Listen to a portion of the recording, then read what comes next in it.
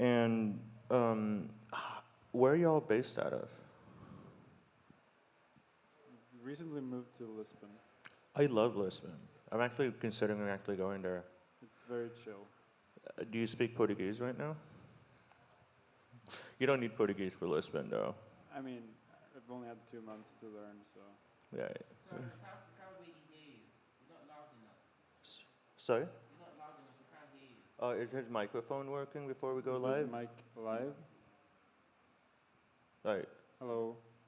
Is it working? Tio? Is it working? Okay. Well, All right. So I guess that's your Should we- voice. And what about you? Where are you based? out of? Berlin. Yes. Berlin. Oh, then Eela, you're in Berlin. as Yeah, well. me too. Also based in We should Berlin. meet. I know. Yeah, cool.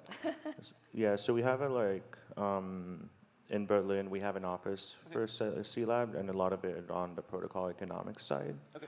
And yeah, Cool. it's not sure when we're going live though, Tio.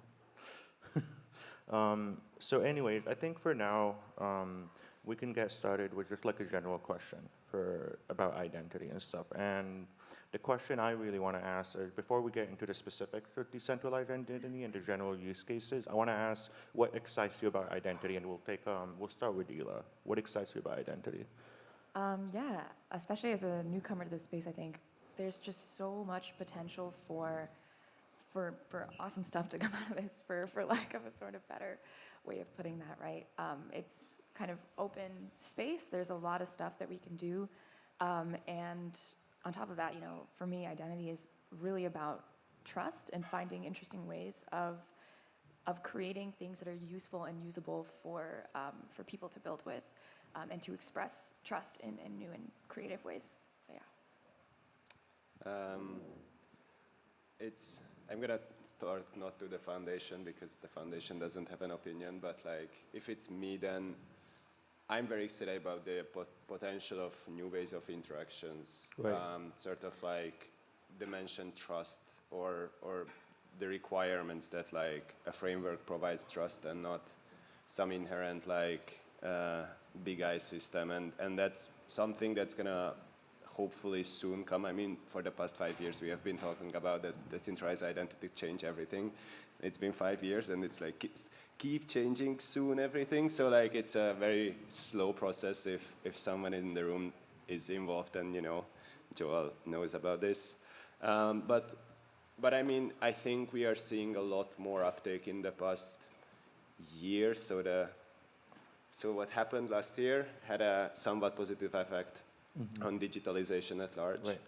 and that included a lot of like country or large organizations looking at like what more privacy preserving technologies out there, because they really need to put a lot of effort into digitalizing their ecosystems, because it was proven that non-digital is probably a bit broken. So like it got a lot of attention. Whether it's going to be implemented right or not, we shall see, of course, but some big players are very interested.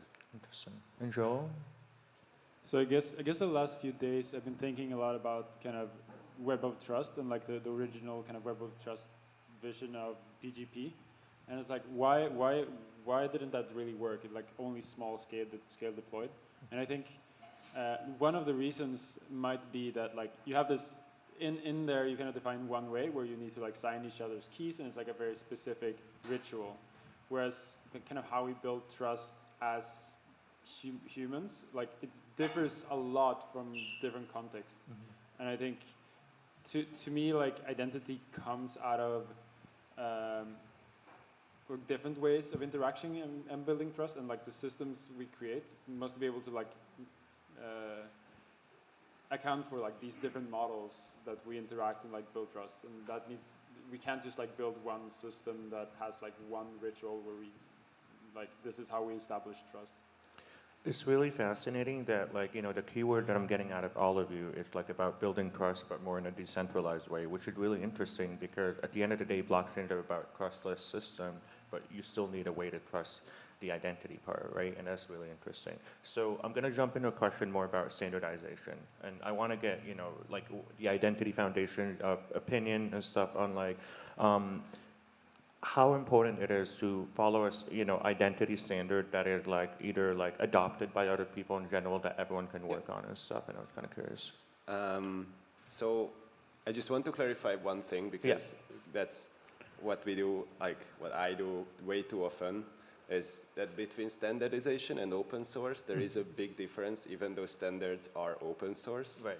And why standards, what we call standards and not something that became used, but standards that are created by a number of organizations or parties, is that everyone signs a legal agreement to sign away their right to use any license against that work item. Gotcha. So no one can come up with a secret patent in 5 years and sue half of the world who is using the technology, because that framework is put down in a very legal format, and like that's why the foundation technically exists. Okay. Because you could work in an open source environment, of course, but then one bad actor could implement something into the code or into the ideology of the spec, and that can cause a lot of problems. So that's just like why diff exists is the reason to bring together small and big companies that can technically trust each other, because Microsoft has equal amount of no patent rights as a startup. So it's very interesting of like how it levels the collaboration arena. And back to your question, so why it's important is a little bit, I answered half the question, because standards, there are standards that are created and never used, and then there are tools that become standards because they are used the most. And then there is a little bit the in-between path of like, if enough projects and companies are supporting the development of an ideology that turns into a specification that maybe reaches a standards track that already is being implemented potentially across all those who are working on it, plus those who are following the work. Okay. So it's a lot more on the sort of a little bit the blockchain things of like building a community around the used technologies, because you can be the smartest person and build an amazing technology if no one is using it because everyone heavily invested something that has been quite okay, then it's really hard to say that yes, it's better, but it's 20% better, not 100 times. So why would we move all our investments to something else? Specific, right. So building a community on use cases and implementations is something that we are trying to facilitate. And not everyone has to work on standards. Like I think that's also very important, that it's a very big investment because at the end you have no rights to anything because you just signed away your rights. So a company really have to consider whether they want to be at the source of creating these ideas. On the other hand, you are interacting with the people who have been working on these issues for many, many years, and you can ask questions that probably you couldn't. Okay, I like where you're going with this about standard and like, big investment. Why would I want to do a big investment as a company in a specific standard that I created versus following an existing body? Like body of work. But Joel, I want to get your opinion on this, because I know Ceramic has a very like an opinionated version on the identity that you're using and stuff, and I'm curious why that versus following like a standard or something. Correct. I mean, we are following the DID standard, which is kind of the core of what Decentralized Identity Foundation and W3C, the DID core spec, is doing. So I would say like we are very focused on like following standards, but also like we're very focused on like building a protocol that's completely trustless. And like I think it's important to focus on like standards that are like minimal and can like have a lot of various types of technologies and like solutions that come out of them. But I think it becomes a problem when you have a large like standards body that tries to standardize everything, because it becomes this kind of echo chamber, and like they don't actually, there's no like actual connection to the real world. So I think finding the right balance between like the things to standardize and the things to kind of experiment a little bit more with, I think is important. That's an interesting point, because I would imagine there would be trade-off between following an existing standard and body of work where you have a lot of other big players, and if you feel like there's something you want to change, there's more hoops you want to go through, versus like getting what is existing that's standard and maybe modifying something specifically for your protocol. Right. I want to turn this to Eela. We, like Celo, we're working on phone identity and stuff. And what are your thoughts on the direction, like, we would go in, or like, from a point of view, following existing standard body versus using those existing standard body, but potentially modifying for specific use cases, like, phone identity and stuff? Yeah, so maybe to just add a little context to this for those who aren't familiar with the Celo platform and where this phone number verification piece comes in. So we are a mobile-first blockchain, and one of the biggest apps on this is Valora, which allows folks to send funds to a phone number that's mapped to an address on chain. So where the identity piece of this is for us is how do we establish this mapping from an address to a phone number, and how do we prove ownership that somebody really owns this phone number off-chain, right? So how do we maintain and establish this mapping between our real-world phone numbers and this kind of online or on-chain space, right? With regards to standardization, I would actually pull a little piece out of what Joel said, which was, as long as, if I'm understanding this correctly at least, the sort of need to have things rooted in real-world cases as well. So standards are fantastic for so many reasons, and yeah, I don't need to even go into like why standards themselves are important in a lot of ways, but I think for our phone number verification piece, it really grew out of this real-world use case, right? So it was, how do we figure out this problem, and how do we build an identity service that accomplishes the goal that we need in this specific setting? Which is not to say that we don't want to go in the direction of standardization in the future. I think at the time that it was built, maybe the space was a bit more fluid and a little bit like less defined in that sense. And so I think as we see what comes out of the space and what additional standards are created, or what additional leaps forward are made by other projects in the identity space, I think totally, we'll move towards what makes sense to accomplish the goals that we need to. Cool. Now I want to take it away from standards and to like general application and use cases. And so one question I have is, how would decentralized identity impact DAOs, in the context of general use cases? And because this is cross-chain Salon and the League of Wizards, let's think about it also from a cross-chain application. So how would DAOs and identity, and I'll leave it free for anyone to pick it up and we can start a conversation on it. I'm happy to start. So, like, there is a big question in DAOs, which is they are built around governance, and of course, there is a lot of effort put into like these more trustless governance mechanisms to like liquid voting and quadratic voting, and like everything which are working or like they have their place in the ecosystem, but there are DAOs and like legal DAOs that are like requiring maybe more formal like being present aspects, and moving between DAOs could be a question of like how do I prove, which is like a very basic layer of like formal identity linked to your some kind of a wallet. But I think like voting is a lot more interesting because you don't really need actually very formal, but like you could have a lot more benefits if identities are a little bit more formalized and it's not just your wallet and then you vote with your wallet. But you have a little bit more, I don't know if information, but like data attached to it on like, I'm actually an expert on certain things because I have this GitHub that can prove that, and some review board gave me 2 stars, so like that I actually know what I'm saying. So maybe I have more voting power, like, and these kind of things to be added on top of just voting.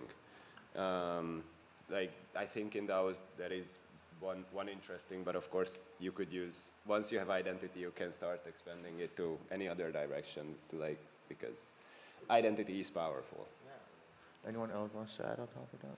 Yeah, I think so. What we see happening now with DAOs, like the DAOs are essentially just like treasury management tools on chain, but all of the kind of coordination happens off chain, and usually that happens in like a Web2 forum, like Discord or whatever. And there's also like people building like now smarter tools for like how we actually can distribute tools. So there's like SourceGrid, which looks at contributions in GitHub and Discord and like discourse, and then computes a score. And there's like Coordinate that where you kind of have a weekly cadence of like telling who you worked with and how much work they did, how much points you want to distribute to them. And all these systems also, like right now, store data on some server, which is problematic. And I think if we can have a system where we store the data with the user and the user kind of have kind of a verifiable audit trail of like what they've said over time, we firstly like the data isn't locked into to this particular system, but then like the data can be tied to the identity and like used in not only the first application but like multiple applications, and we can also like start linking together like blockchain accounts on various different blockchains that links to the same data, so you can like actually start bringing the data with you across to like a DAO that lives on like Celo or like Ethereum or like Polkadot, and yeah, the treasury management on these different chains are different, but like ultimately the reputation that comes from as like an emergent property of your interactions should be something that you like get to bring along for the experience. Yeah. And Eela, you want to add to that? Yeah, so I think a lot of really interesting stuff has been said that I totally agree with. I would maybe riff off this little governance piece as well, in that something that I'm particularly excited about with regards to identity is this idea of one vote, one account, and how we can find interesting solutions to sort of Sybil resistance problems that don't necessarily involve high buy-ins in order to do that. To me, that also goes sort of in the direction of banking the unbanked and really opening crypto and opening like these governance processes to everybody, but doing so in a safe way, right? That's not just allowing everybody to vote on stuff, or not everybody, but every account to vote on stuff in maybe a malicious way. And to me, identity really will offer an interesting way to do this that maybe doesn't require high barriers to entry, but instead relies on reputation that's built in different formats, maybe across different chains, but that can prove that some account meets the basic standards that are needed in order to vote or participate in governance or participate in whatever other organization. But Yeah, I think one thing that's very important to highlight is that we don't fall into the trap of like there's verified identities that is like, needs to tie to some governmental citizen registry, and that we can actually have we have to have the ability for pseudonymous accounts to come and contribute to a DAO and like do that in a legitimate way. I think that's like critical for the success of this stuff. And yeah, it's fascinating because like when you look at it from the context of DAO, what I'm picking up is reputation is the main thing, because moving across the different cross-chain with identity, that gives you the reputation instead of like, I'm managing a treasury on Celo, and then I move to Polkadot or Ethereum, and then managing another treasury there, start all over. I don't have a reputation in that account and stuff, and I think that's really powerful. So let's do another one on NFTs now. In the context of cross-chain, how does identity help in creator authenticity, and authentication for this is the right artist and stuff, and anyone can pick this up. I mean, it's a hard problem in general, because then what you need in that situation is some root of trust, and if you have a web of trust where you have some people you trust, and maybe you can root your trust in that web, because you know people and they know the artist or something, that would be the optimal thing. I think in medium term, we're probably going to have some kind of centralized or semi-centralized registry of some trusted authority that says these are artists that you can trust, whatever. Anyone else wants to add on NFTs? Yeah. Coming, I guess, in this panel, I'm more on the. I work, of course, on standards. So technically, NFTs are probably shouldn't be called an identity. They do have some representation of some information that could be used, but I think I could say with a very high level of of confidence that data should not live on chain, because it's immutable, and if it's any kind of personal relatable data, it will be hacked at some point. Or it should be considered that it will be hacked, and currently NFTs do live on chain. So it's something that the whole ecosystem should be very careful on, like how far we are pushing, because putting your ID card in an NFT and then, hey, I have it, it's good, but it's also anyone else have that. Even if it's hashed, yes, maybe in 10 years it will be unhashed, and then your ID card is public.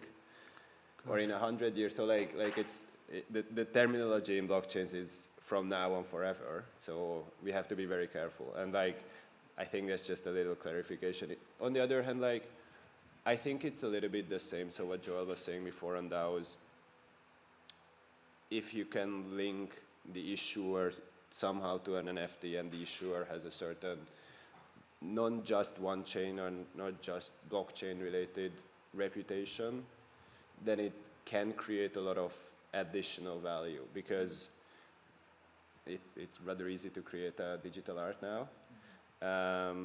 But it will have value because of stories, and stories unlikely to happen on-chain. They will happen in other digital platforms or more in real world. And if you can link stories to certain items in a trusted way, then that can add a lot more value to the given NFT.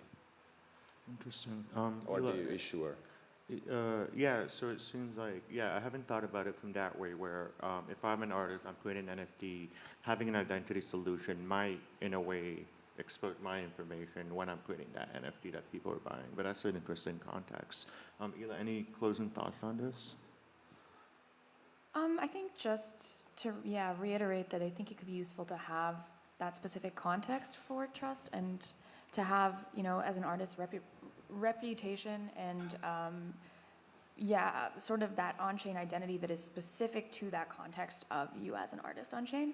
I think that's pretty powerful, and then would also sort of offer the same sort of privacy guarantees that you would want, which is not having your entire identity linked across everything, but instead having your selected identity with respect to the art that you're producing, that, if you would like to, maybe connects to the different pieces that you're producing, and if not, you have the sort of flexibility to be an anonymous artist every single time you're doing something. But yeah.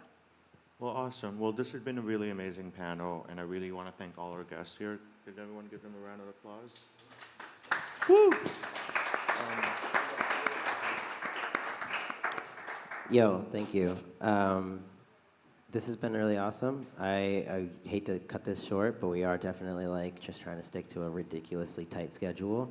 Thank you guys for everything, and awesome. Cross-chain messaging and identity, sorry. Cross-chain identity.